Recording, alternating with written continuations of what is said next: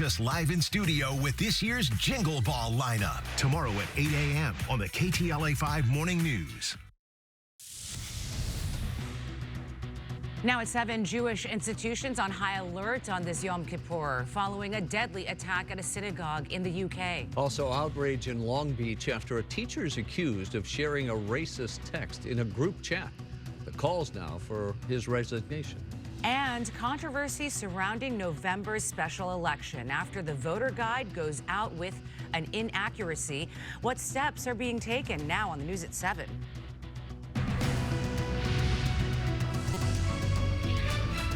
Hello, everybody. Welcome to the news at 7. I'm Rick Chambers, and tonight from Micah. And I'm Cher Calvin, and we begin with breaking news in Bel Air, where police are searching for a wanted murder suspect. The manhunt is unfolding in the neighborhood near Sunset Boulevard and Glenroy Avenue. Police have not released any details about the suspect they are searching for, but officers are in tactical gear, along with a canine unit as well.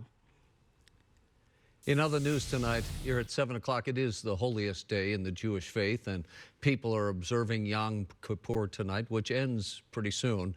Sadly, the holiday has been marred by deadly violence over in England and spread fear both here and around the world.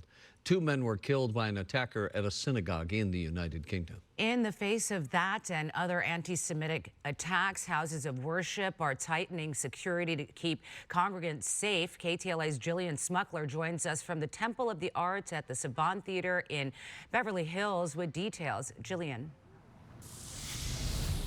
Hi, Cher. Yeah, that's exactly right. Security is tighter than ever before. Take a look. You see it right off the bat. You see on this building, it says premises under 24/7 surveillance. That's just one of many reminders.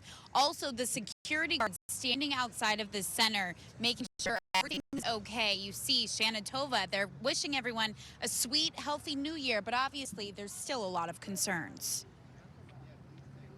From Manchester to Los Angeles, synagogues are surrounded by police patrols, private security guards, and barricades.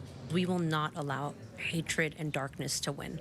Hours after 2 people were killed in an attack at a UK synagogue Thursday morning, Jewish communities worldwide are bracing against threats on their most sacred day. We're doing everything that we can, but we could do more, and we have to do more. For Jewish communities, the mood today is solemn. We have to have high security just to go to pray. Few understand the stakes more than Andrei Kozlov, who was taken hostage by Hamas during the October 7th attack on Israel. The most cruel time of my life, the worst. For 2 months we were handcuffed, and you never know what's going to happen in the next minute. Maybe you will die in a minute. Andrei spent nearly 250 days in captivity before Israel Defense Forces burst into the camp where he was being held and rescued him. And even though he's free, he still carries the scars both of captivity and of anti-Semitism that's only intensified. Nobody knows when it's going to be finished, when anti-Semitism just grows, and to be prepared. For Jewish people, the prayers tonight are for atonement, for peace, and for a world where gathering in faith never requires armed guards at the door. But for many, the holiest day is also about resilience, a reminder that worship must go on, even in the shadow of fear. There's a storm right now, but no storm lasts forever, and we have hope.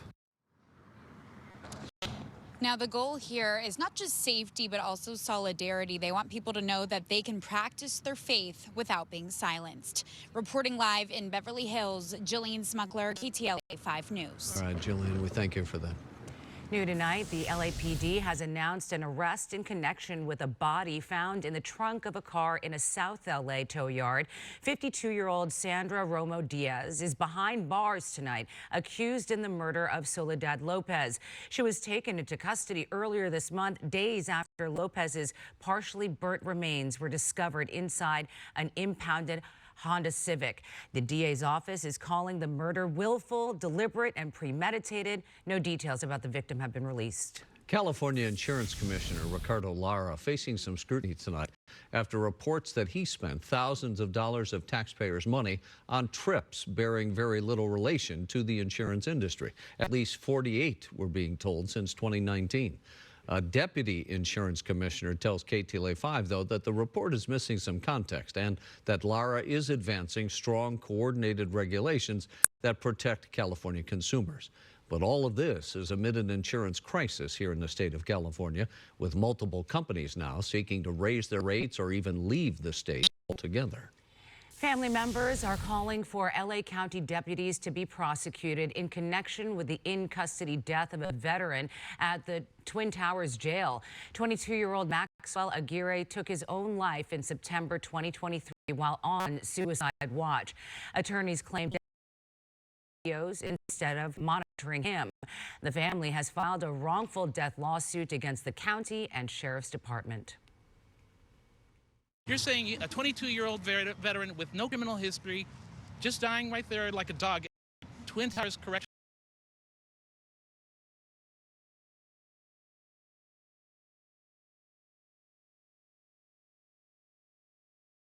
Facility, and the deputies just shrugged like it's just another day at the office?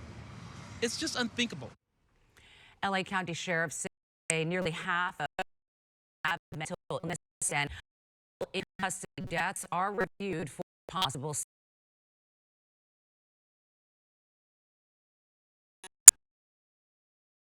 Investigating a teacher accused of sharing a racist text in a group chat with other teachers. The text was apparently sent during the last school year. KTLA's Annie Rogers more.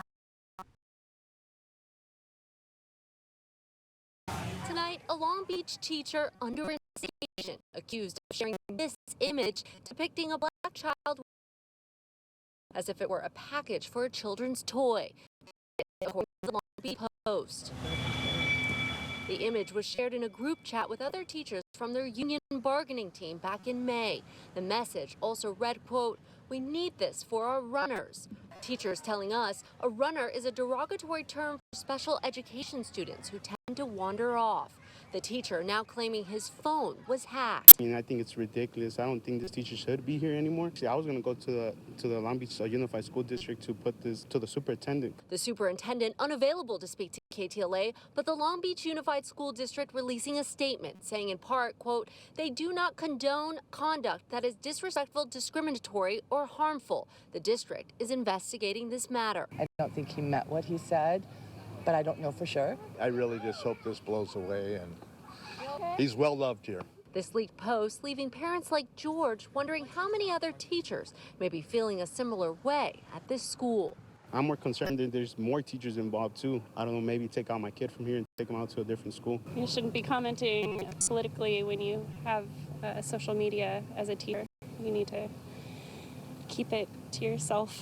And we understand this teacher does hold a position of leadership in the teachers union. A petition has actually now been created among teachers to have him step down from that position. Reporting from Lake KTLA 5 News. Councilman Curran Price resting and recovering tonight after suffering dehydration Wednesday during the groundbreaking ceremony of the LA Convention Center expansion project. A spokesperson says Price is staying engaged with staff to ensure work continues without interruption, but did not say whether Price remains hospitalized or has been discharged. Price has served the